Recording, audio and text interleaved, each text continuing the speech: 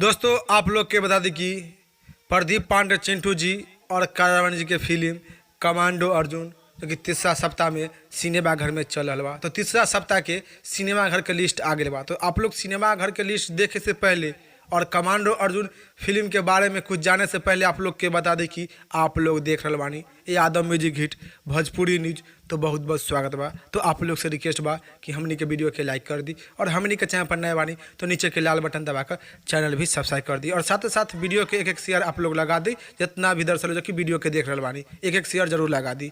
चलिए अब आप लोग के बता दी कि प्रदीप पांडे चिंटू जी और कारावानी जी के फिल्म कमांडो अर्जुन जो कि तीसरा सप्ताह में सिनेमा घर में चल रहा बा। तो तीसरा सप्ताह के सिनेमा घर के लिस्ट आ गए बा जो कि आप लोग स्क्रीन पर देख सकत बानी।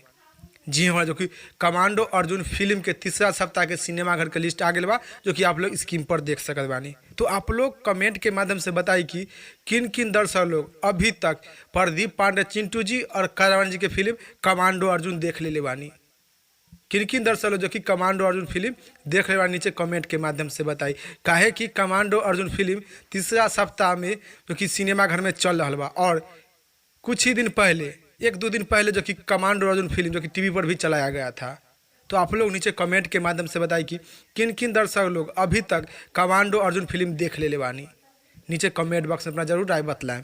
तो आप लोग के छोटा सा जानकारी बतावे के रहे कि प्रदीप पांडे चिंटू जी के फिल्म कमांडो अर्जुन तीसरा सप्ताह में चल रहा बा और तीसरा सप्ताह के सिनेमा घर के भी लिस्ट आ गए बा। तो आप लोग की जानकारी के बारे में का राय बा का विचार बा नीचे कमेंट बॉक्स में साथ साथ बतला दे। फिलहाल में इतने, फिर से मिलेंगे अगले वीडियो में।